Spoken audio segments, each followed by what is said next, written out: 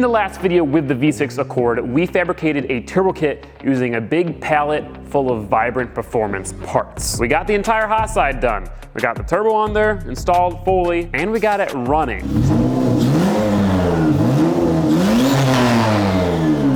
But now in this video, we have to do the cold side of the turbo kit. And for that, we've got this. Things like an intercooler, massive tubing and a massive air filter, and then lots of smaller aluminum pipes for the intercooler piping, and various clamps and such to put it all together. So let's get started.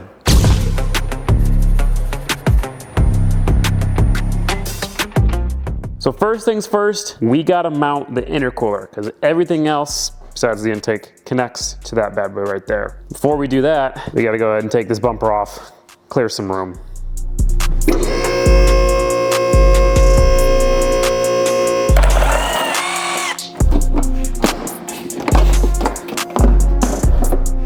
That was really hard. So moment of truth. How much metal does a fabricator have to cut if a fabricator had to cut metal to fit the intercooler?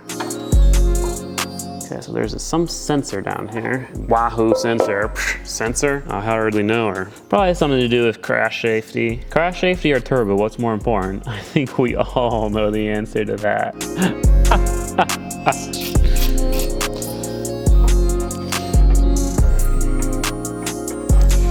All right, I'm gonna have to notch the crash support. That's okay. Turbo more important, like we said.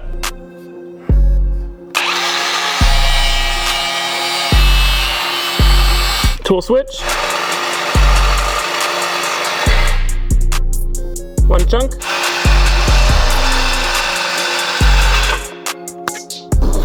Two chunk.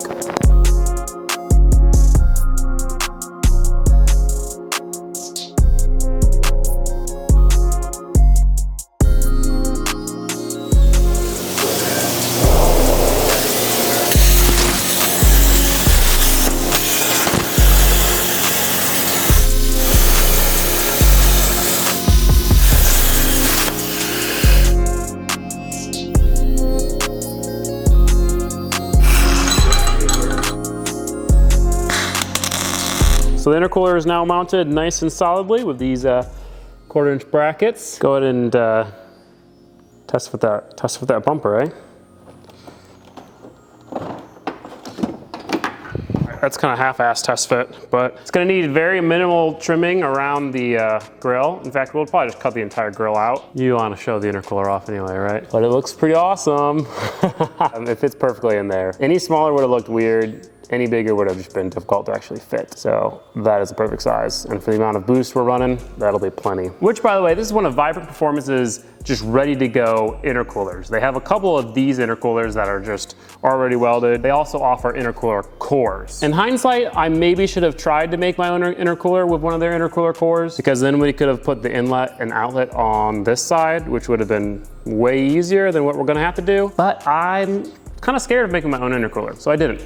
Maybe next time, you know? Gotta learn a little bit each turbo kit. But now we're ready to start making the piping. So as of now, the plan is to have the hot air from the turbo come out the compressor, down into this side of the intercooler, gets cooled by the intercooler, then it's gonna come out, go down. There's like a little notch underneath here that the intercooler piping should fit around, then back up through this hole again into the throttle body. I want to try to do it that way because I think it's going to look sick having all of the piping over here, but there's a chance that it's just going to be easier routing it up through the other wheel well and then kind of over the engine bay. And then afterwards we'll work on the intake.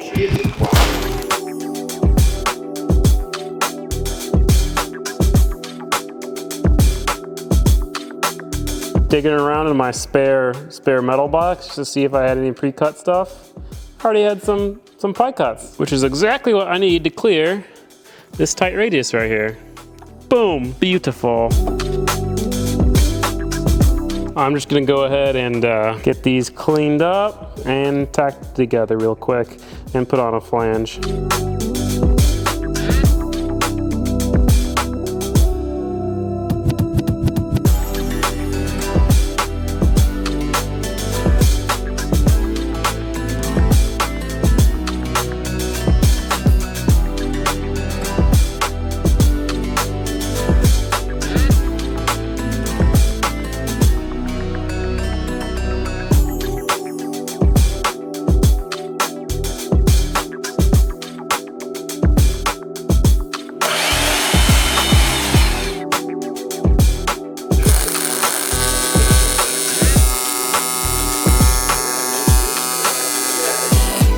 I finished the first intercooler pipe and it looks awesome, very happy with it.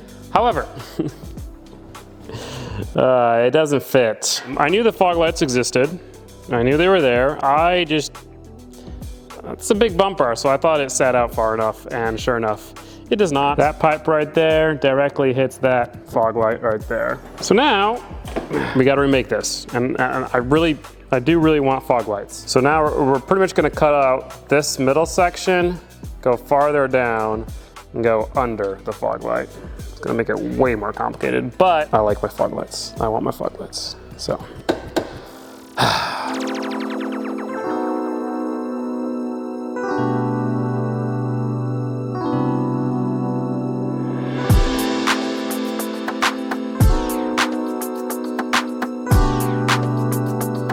Well, quite a bit of time later, we have a new intercooler pipe, way more complicated. It used to be like 3 pieces from here to up here, and now it's 1, 2, 3, 4, 5, 6 pieces.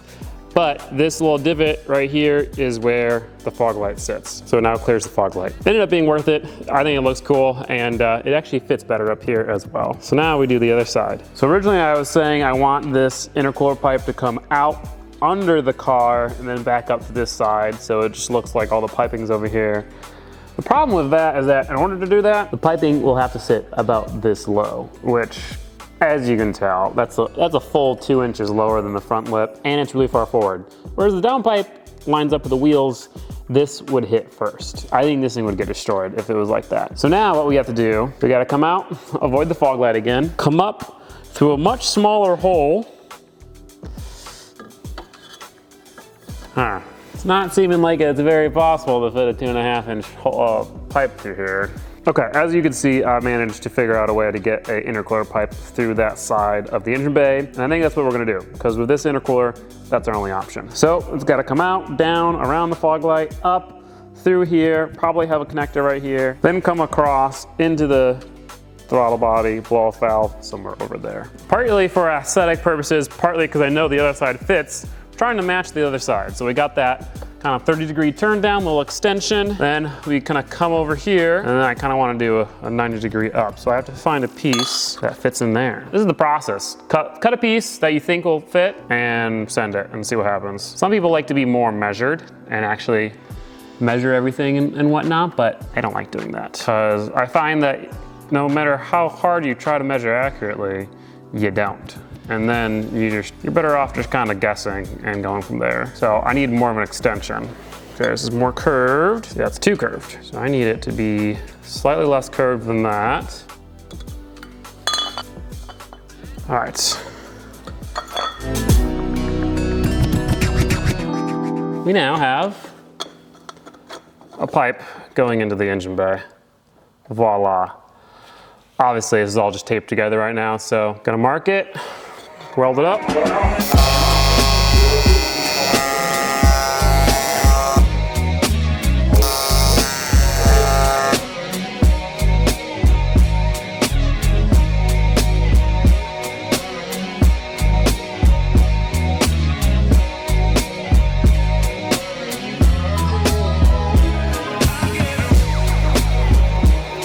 So we got the other pipe tacked together. It's looking nice and symmetric, looks freaking awesome. Clears the bumper, already checked that. So the last thing we're gonna do is just pretty much get this pipe to come up right about where my hand is. So it's just gonna have to do like a 45-degree up right here, and then there we'll add a coupler and then do another hard pipe into the throttle body. Because there's obviously no way to make that one piece. That is, if you don't want to uninstall the headlight and it's just not worth it, not worth it. But this piece, very nice. So that is now in there, and the pipe is removable. Checked that before welded anything, so that's good. And now we can build our second piece.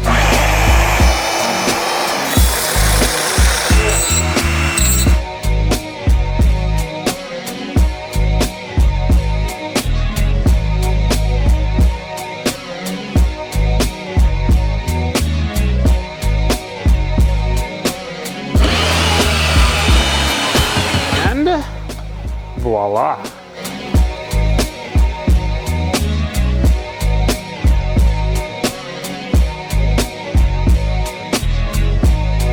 Well, there we have it. We now have the entire intercooler system all tacked together. I think it looks pretty sick. It's pretty wild just seeing the tube go across the entire engine bay, but I think it looks cool. Not necessarily ideal for heat and stuff. The good thing is that this is a pretty big intercooler, and this isn't directly next to any heat source.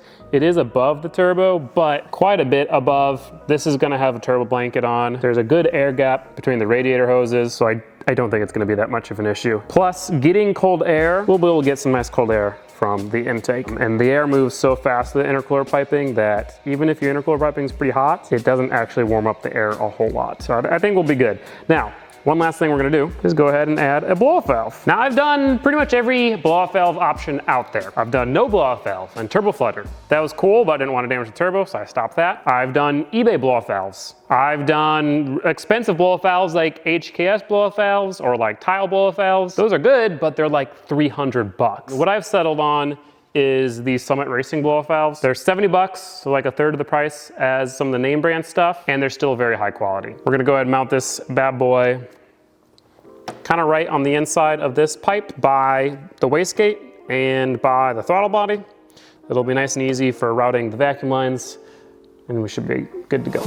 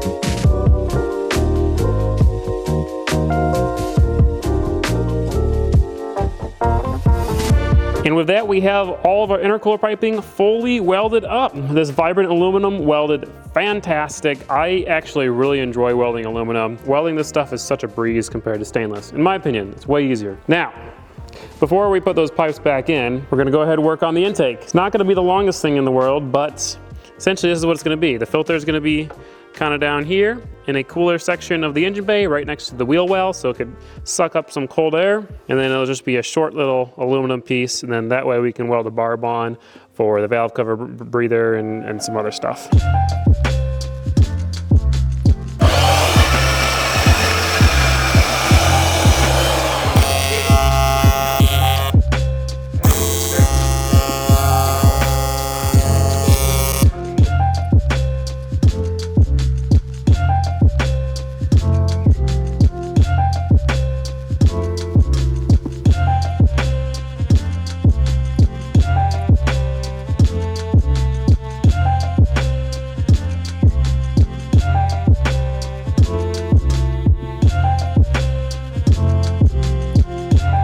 All right, so everything is done. That looks rad, does it not? Not the most efficient, but sick. And it'll work perfect for our power goals. And down there you got the intake. It's kind of hard to see from up here, but it's located in a very nice low spot in the back of the engine bay where the heat probably isn't gonna build up. And I think what we're gonna do is we're gonna delete this one fog light, make a vent, and add a duct to bring some cold air to that filter. I think that'll look kind of cool. You know, you'll see the intercooler, you'll see the duct. I'm gonna get big grippy tires. I'm gonna be doing some different stuff for the headlights and the bumper, but all this is done. Now, we do have to go ahead and finish the turbo installation. So for one, we're going to fix the turbo drain because it's got a weird setup right now and just kind of kinked. Secondly, we're gonna do all the vacuum lines and routing of the boost controller. Thirdly, we're gonna install an AM wideband and boost gauge. And then lastly, we're gonna drive it. And I'm gonna start with the oil drain because right now it's unplugged and there's oil all over my floor.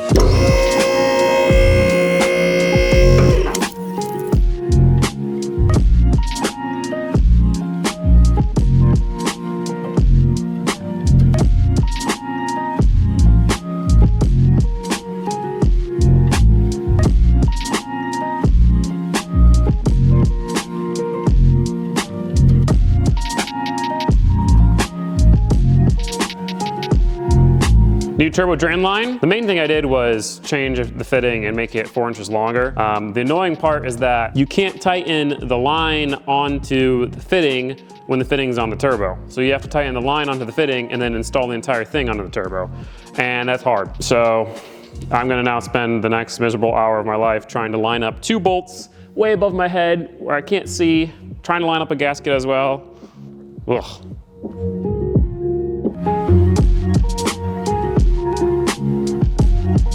So with the turbo drain done, I was playing around with the next order of business, which is battery relocation, because obviously that's where the battery used to go.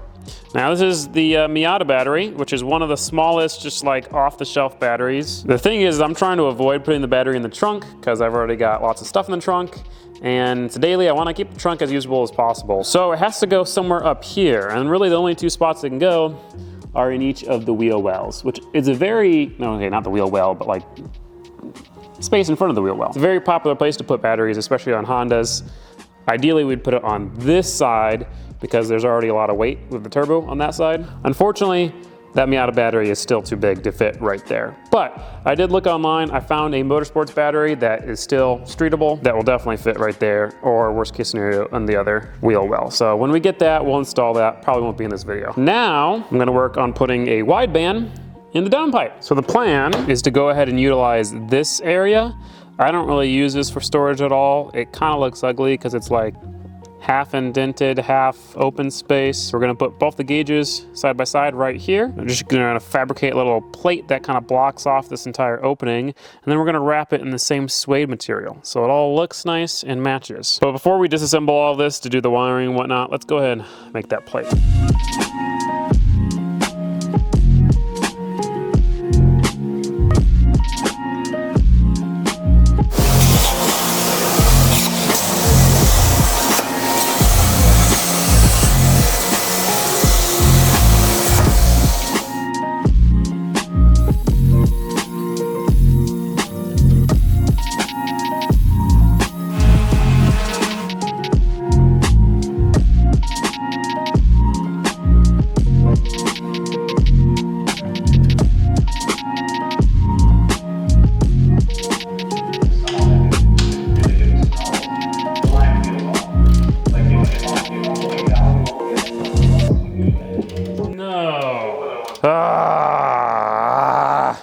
Why did you screw up? Why? I didn't do anything to you. I let you. It's so fucking annoying.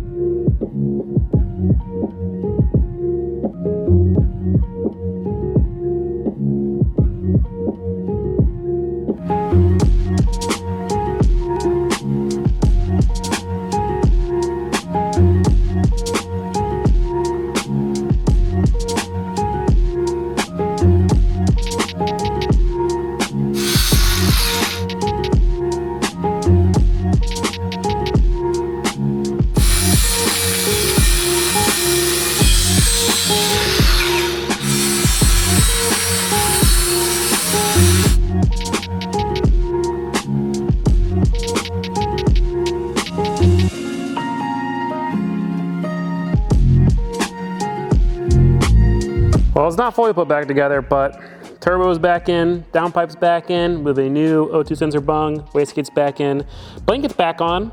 I really hated having to redo the fiberglass because, you know, now I'm covered in fiberglass yet again. Now we should be able to put the O2 sensor in. So note to self, I guess don't weld those with the plug in it. I always kind of thought you should do it with the plug in it, but I guess too much of a chance of the plug welding itself to the bung, which is exactly what happened. Very nice. We got our R2 sensor in there. Now we can finish up the install of the wideband and the boost gauge.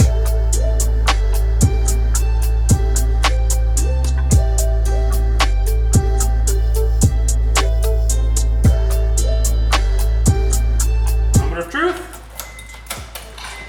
Hey, yo. They both work. Look at that.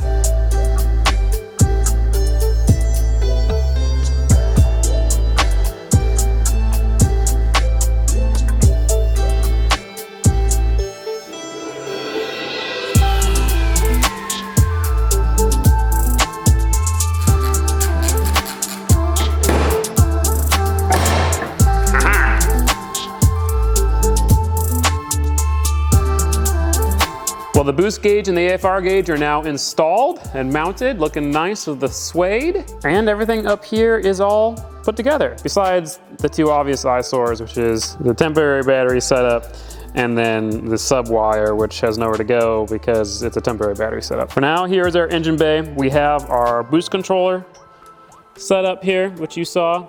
We have our blow-off valve connected and our vacuum line running into the boost gauge. So we're ready to start it, and I'm thinking we pull it outside, get some photos of it. I'm gonna get some earmuffs because it's so loud.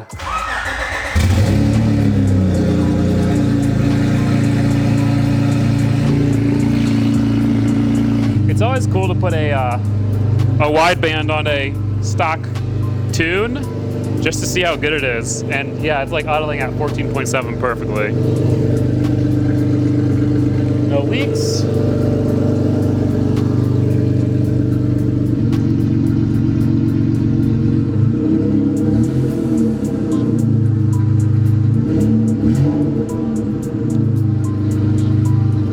Does she still move? Aha! We've got movement. Oh, I can't wait to drive this thing again. I miss it so much. A car that's not a Miata that has solid motor mounts. Oh God, I want it bad.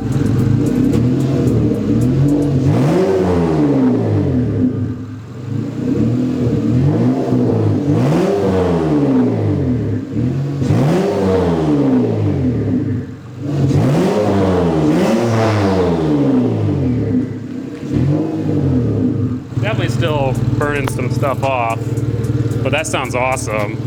Turbo noise is a little bit more apparent with all the piping connected. I would rev it more and harder, but since there's no tune, let's not do that.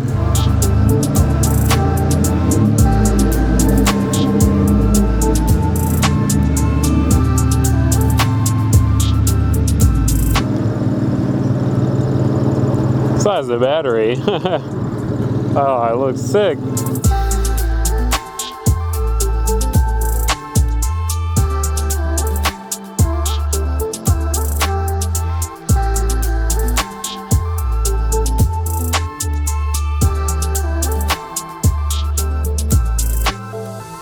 Getting to see it outside in the sun, and actually just getting to drive it out here, even though I literally just idled it over here, was still nice, still very rewarding. It's awesome seeing this. It's coming together really nicely. And once we can do the final things to really clean up this engine bay, like really mostly the battery and then just kind of zip tying everything and deleting the things we don't need, it's gonna look really nice. Overall, very, very happy with the way this has turned out. I love this angle right here. It's gonna be sick.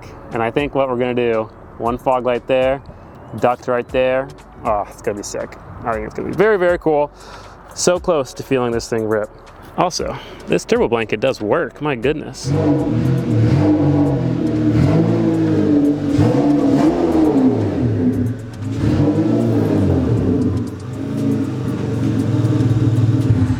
But that is it for the main portion of this video. Huge thank you again to Vibrant Performance, Pulsar Turbos, and P2R. In the next video, we're going to do the turbo back exhaust. So that includes a cool cutout, some mufflers, some resonators from Vibrant, but then we're also going to do the battery and get this thing driving. At the end of it, we'll go ahead and throw in the upgraded injectors, and this thing will be ready to be put on the dyno, which will happen after that. So I'm very excited. I'm very excited to see what this Pulsar Turbo does. I'm excited to see how my Vibrant Performance Turbo Kit holds up. But now we're gonna do some more biking. A lot of you guys enjoyed the biking segment at the end of the last video. If you haven't seen that and you wanna get caught up with the biking content, check that out. Because pretty much in each video, we race this Superior XF979 that BikesOnline.com sent me, and then we modify it and try to make it faster. Now, with that being said, we don't have any modifications for this one. See, in our last race, I made a few mistakes. Oh, fuck.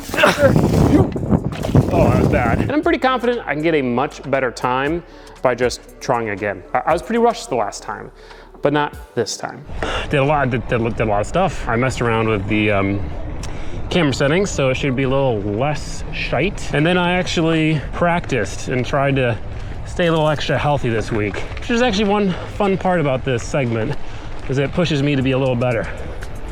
That's the best part about mountain biking, is progress. Rode every day this week. I even did a warm-up lap right before this, so Nice and warm. Changed the settings on the bike, you know, tuned it a bit. Lower front tire pressure, hopefully get that, you know, front to grip up a little bit more, which seeming good. And then I increased the rear tire pressure to help it roll a little better. Oh, also I actually started Strava before I got up here. So, the problem is like staying here. Man, yeah, Strava doesn't work too well for this, because me just chilling here for a little bit might have messed up the time. All right, here we go. At the end of the day, I think the limiting factor will still be the front tire and my cardio. So we'll see how those two things do. Ooh, oh God. Feel it starting to understeer. Not gonna overshoot this corner. That's where I messed up last time. Almost did it again.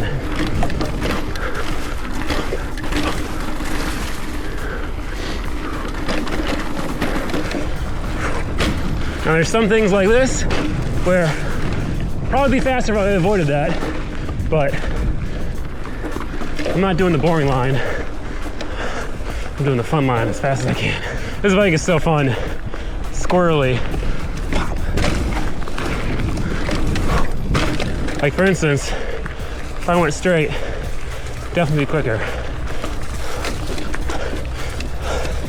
But if I don't do the tough climb, oh, excuse me. That was a good dog. Can't say I haven't been attacked by a few dogs here.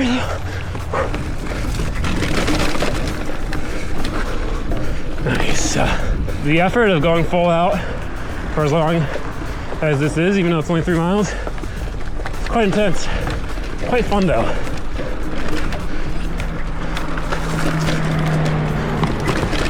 To be honest, it makes me want to enter some races. Much better. Oh yeah. Oh yeah. You gotta really slide into that. Nice. Oh yeah. This is one thing I practiced a lot. This jump line coming up. Trying to get it where I can actually clear it all.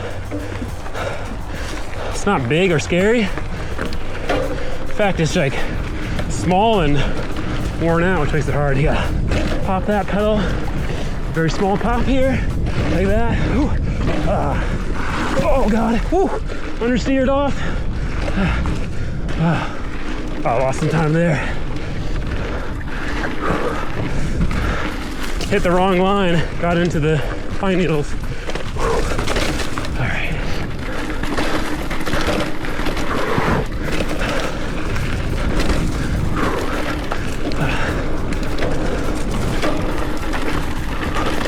Oh yeah.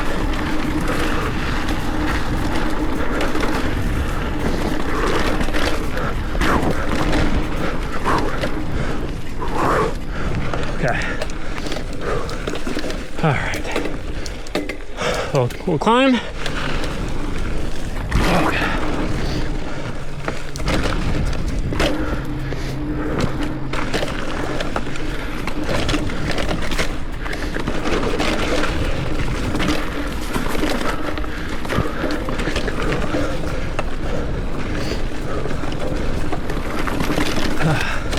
So the trees we get really tight. You're pedaling. Oh yeah. Man, I feel like every corner is on the brink of understeering like I did with that one. Legs are definitely tired at this point. It's the one thing about biking every day this week. My cardio's better. My legs definitely a little tired.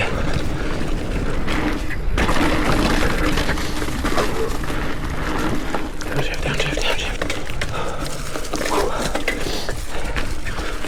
Pump. Man, I feel so much better than I did last race though. Jump line. Here we go.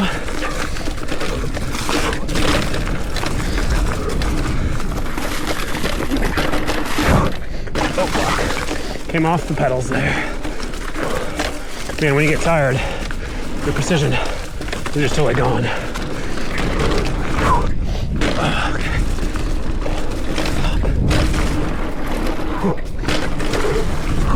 Yeah, there we go. That's pretty good. Back into a little uphill. It's crazy how much just going over a little route slows you down. Just disrupts the smooth rolling and pedaling. I remember I used to struggle getting up that.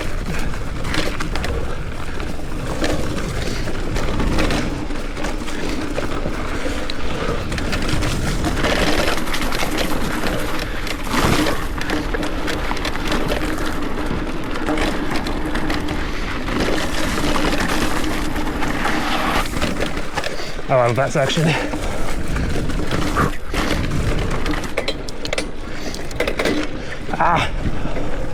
Had some scary encounters on that bridge.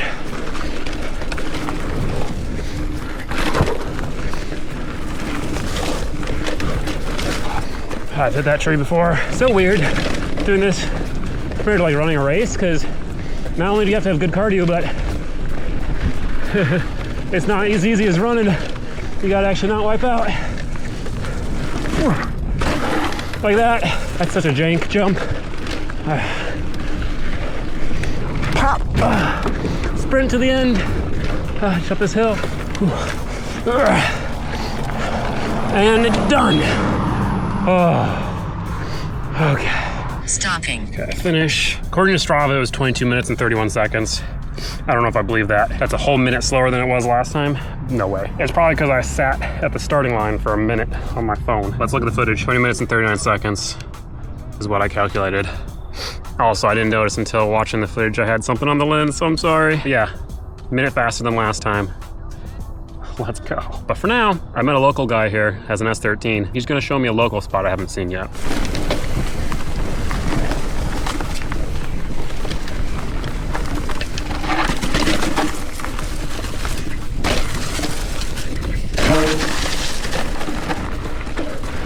That's some pretty legit shit. Some gnarly terrain.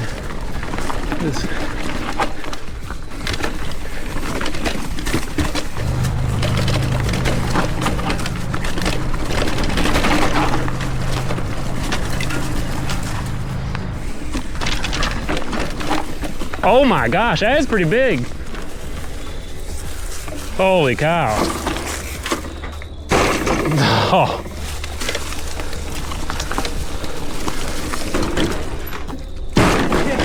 Let's go. That's way less sketchy than it looks. Very nice. Ooh, pretty skinny.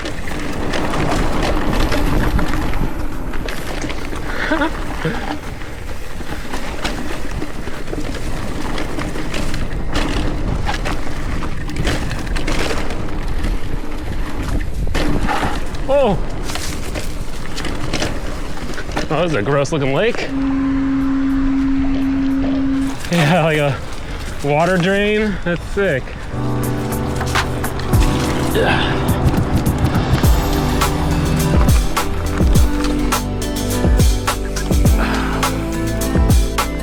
Well guys, that's that. I'm looking forward to the day where this thing is running and driving and we can go biking with this. Huge thanks to BikesOnline.com for making this bike part possible. If you're interested in getting into mountain biking, or if you're already into mountain biking, you need bikes, parts, hitches, gear, tools, any of that kind of stuff, check them out. I'll have a link in the description and up in the cards if you're interested. And I just want to say it's really cool to see as much support as I did about the biking stuff. I did not expect so many of you guys to be into biking, but that's why it's an awesome sport. A lot of car guys are into mountain biking. The crossover is pretty intense, so I'm so happy to be a part of it. And I'm excited to get better and start modifying this thing in the next video. And this thing. See you guys.